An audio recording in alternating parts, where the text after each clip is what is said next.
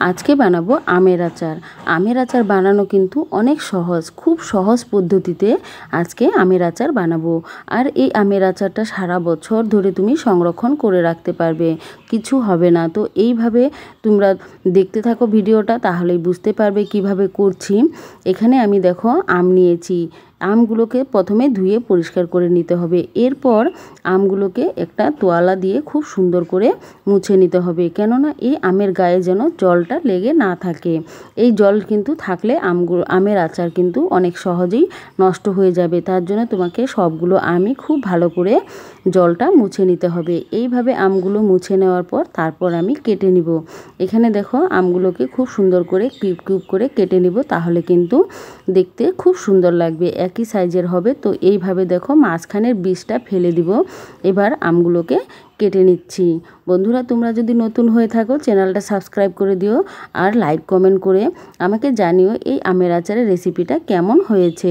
অবশ্যই তোমরা এই রেসিপিটা দেখবে আর সব কিন্তু বুঝতে পারবে কিভাবে বানাবো। সব পুরো ভিডিওর টিপসগুলো কিন্তু এই ভিডিওর মধ্যে দেওয়া আছে। অবশ্যই তোমরা ভিডিওটা দেখবে, অনেক ভালো লাগবে তোমাদের।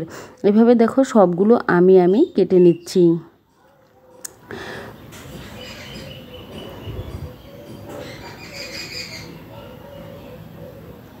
এইভাবে যখন সবগুলো আম কাটা হয়ে যাবে তখন আমি চলে যাব রোদ্রে। রোদ্রের মধ্যে আমগুলো আমি শুকিয়ে নিব, তাহলে কিন্তু আমের আচারটা নষ্ট হবে না। এর জন্য তোমাকে প্রথমে একটা কাপড় বিছিয়ে দিতে হবে, তারপরে আমগুলোকে রোদে শুকিয়ে দিতে হবে। এখন যে রোদের তাপ, অনেক সহজেই কিন্তু আমগুলো শুকিয়ে যাবে। এইভাবে দেখো আমি রোদের মধ্যে দিয়ে দিচ্ছি। প্রচণ্ড রোদ উঠেছিল যেই দিন আমি আমের আচারটা বানিয়েছি। তো দেখো সবগুলো আমকে আমি রোদে দিয়ে দিলাম। এখানে আমি 6 ঘন্টা রোদে দিয়েছিলাম। এবার 6 ঘন্টা পরে আবার দেখো আমগুলো খুব সুন্দর হয়েছে।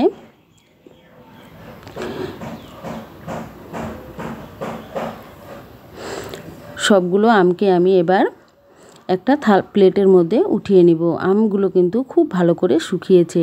তো এবার মশলা বানিয়ে নিব। এখানে আমি সরিষা নিয়ে নিয়েছি। সরিষা, তারপর দিয়ে দিলাম 5 ফোড়ন। খুব সুন্দর করে, মানে মিডিয়াম আঁচটা কিন্তু একদম হালকা করে তারপর ভেজে নিতে হবে, যাতে মশলাগুলো পুড়ে না যায়। কেননা এই মশলা হালকা করে ভেজে নিতে হবে, তাহলে মশলার স্বাদটা কিন্তু খুব ভালো পাওয়া যাবে। এভাবে মশলা ভাজা হয়ে গিয়েছে। এবার মশলাগুলো নামিয়ে নিব।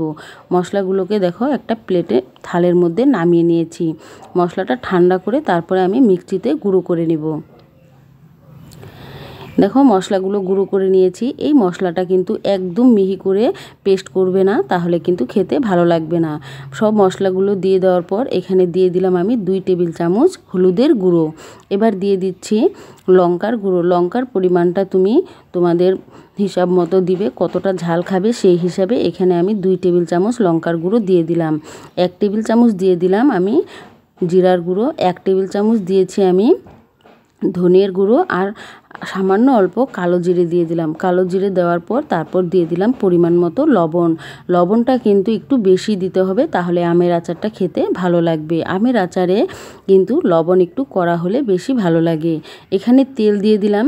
তেলটা কিন্তু একটু গরম করে নিতে হবে, তাহলে কিন্তু তেলের যে একটা মানে গন্ধ থাকে, ঘ্রাণ থাকে, সেটা কিন্তু কমে যাবে আর খেতে ভালো লাগবে। এবার তেলটা গরম হওয়ার পর তারপরে ঠান্ডা করে নিতে হবে। ঠান্ডা হয়ে গেলে তারপর এখানে মশলার মধ্যে অল্প অল্প করে আমি দিয়ে দিব তেলগুলো। সবগুলোই তেল এবার দিয়ে দিচ্ছি। এখানে আমি 250 গ্রাম তেল নিয়েছি।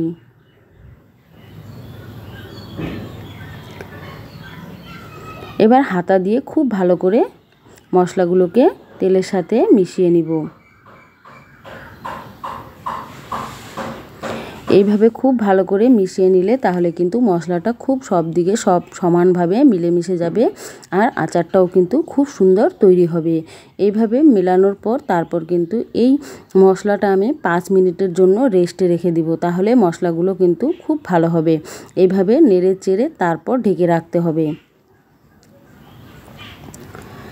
এবার একটা প্লেট দিয়ে আমি 5 মিনিটের জন্য রেখে দিলাম মশলাগুলোকে। 5 মিনিট পরে আবারও ফিরে এলাম। দেখো মশলাটা কিন্তু খুব সুন্দর হয়েছে। এবার আমগুলো যে শুকিয়ে রেখেছি সেই আমগুলো এই মশলার মধ্যে অল্প অল্প করে দিয়ে দিব। আমগুলো দেখো শুকানোর পর একটু কালো কালো হয়ে গিয়েছে, কেননা রোদে দিলে কিন্তু আমটা একটু এমন হয়ে যায়। তো এবার হাতা দিয়ে খুব ভালো করে নেড়ে চেড়ে নিব। অল্প অল্প করে দিচ্ছি আর অল্প অল্প করে নেড়ে নিব।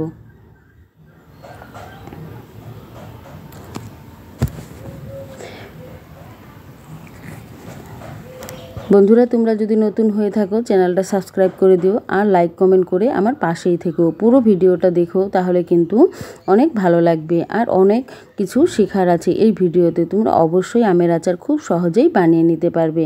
এভাবে দেখো খুব ভালো করে এবার মশলাগুলোকে আমের সাথে মিশিয়ে নিব।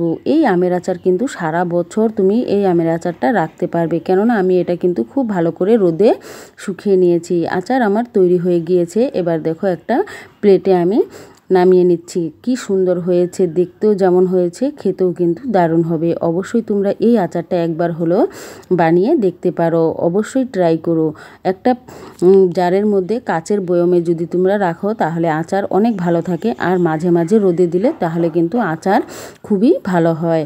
আর ভালো লাগলে লাইক কমেন্ট শেয়ার করে দিও।